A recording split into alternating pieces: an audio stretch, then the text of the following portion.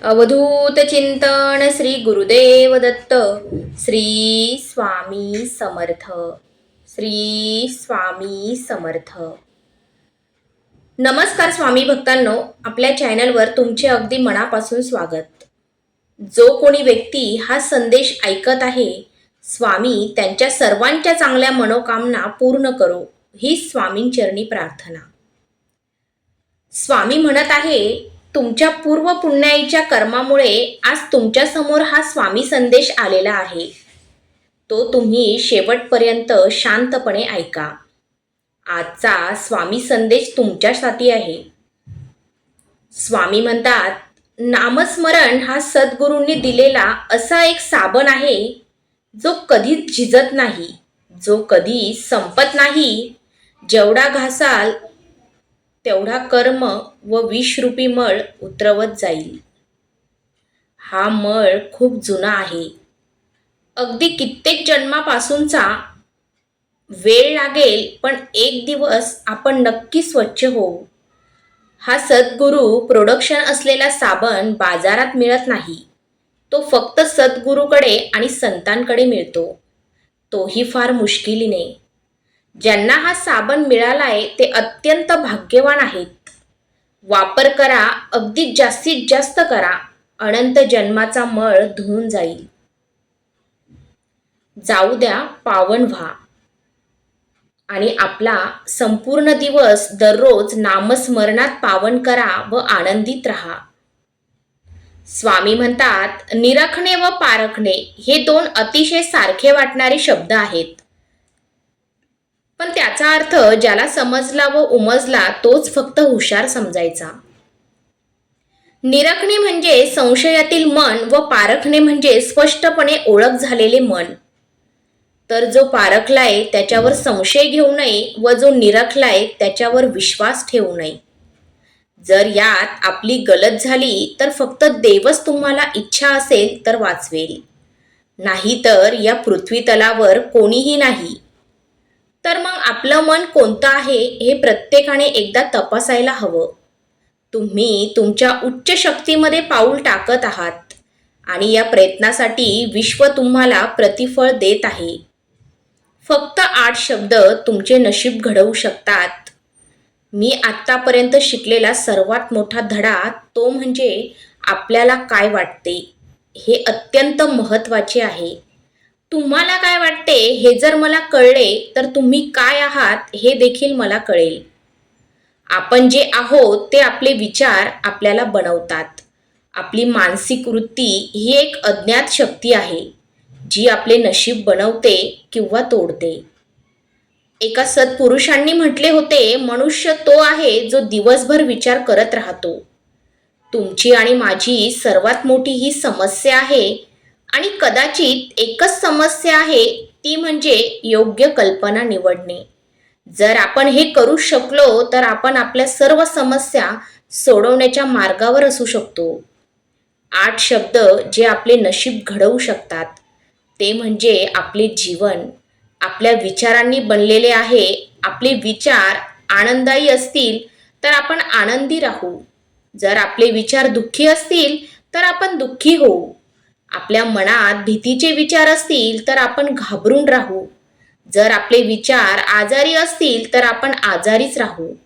जर आपण अपयशाचा विचार केला तर आपण निश्चितपणे अपयशी होऊ. मनाला एक निश्चित स्थान असते आणि ते स्वतः नरकाचे स्वर्ग आणि स्वर्गाचे नरकात रूपांतर करते.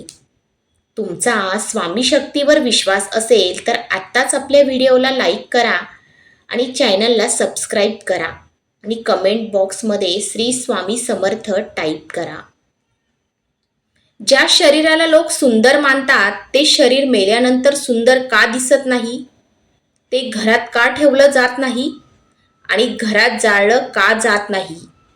ज्याला आपण सुंदर मानतो त्या शरीरातून फक्त त्वचा काढून टाका आणि मग तुम्हाला आत काय आहे ते दिसेल. आतमध्ये रक्त, रोग, विष्ठा आणि कचरा भरलेला आहे. मग हे शरीर सुंदर कसे झाले? शरीरात सौंदर्य नाही, माणसाची कृती, त्याचे विचार, त्याचे बोलणे, त्याचे वागणे, त्याचे संस्कार आणि त्याचे चरित्र सुंदर बनवते. ज्या व्यक्तीच्या आयुष्यात हे सर्व आहे ती या जगातील सर्वात सुंदर व्यक्ती आहे आणि प्रत्येक जण त्यासाठी वेडा आहे. सहमत असाल तर होय, बरोबर आहे असे टाईप करून तुमची सहमती दर्शवा. जेव्हा एखादी व्यक्ती अत्याचार सहन करूनही हसत असते तेव्हा देव त्या व्यक्तीचा बदला हा घेतोच. पृथ्वीवरील सर्व काही मिश्र स्वरूपाचे आहे. वाळू आणि साखर यांच्या मिश्रणासारखे मुंगीसारखे व्हा, जी फक्त साखर पकडते आणि वाळू अस्पर्शी ठेवते. स्वामी म्हणत आहे, जागे व्हा, तुमचे सर्व पृथ्वीवरील तहान कायमची शमणार आहे. माझ्या मुला, उठ, क्रियायोगाद्वारे देवाच्या राज्यात तुझी दीक्षा घे. असे म्हणू नका, उद्या मी जास्त काळ ध्यान करीन. तुमच्या चांगल्या हेतूच्या पूर्ततेशिवाय 1 वर्ष निघून गेल्याचे तुम्हाला अचानक दिसून येईल. त्याऐवजी म्हणा, हे प्रतीक्षा करू शकते आणि ती प्रतीक्षा करू शकते, परंतु देवासाठी माझा शोध प्रतीक्षा करू शकत नाही. लक्षात ठेवा की तुमचा ध्यानाचा सराव जितका अधिक तीव्रतेने कराल तितके तुम्ही शांत देवाशी आनंदाने संपर्क साधू शकाल. भीती नसणे हेच अस्तित्वाचे संपूर्ण रहस्य आहे. तुमचे काय होईल याची कधीही भीती बाळगू नका. कोणावरही अवलंबून राहू नका.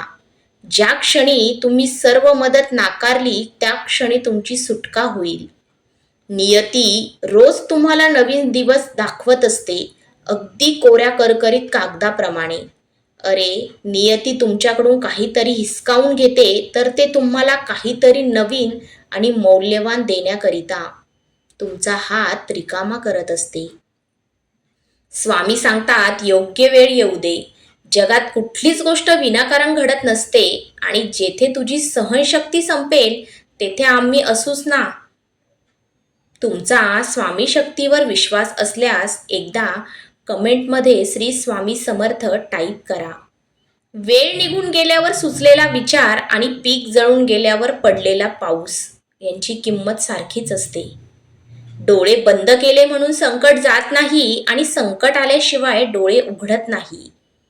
राग आल्यावर थोडं थांबलं आणि चूक झाल्यास थोडं नमलं तर आपलं जीवन सुखमय होऊ शकतं.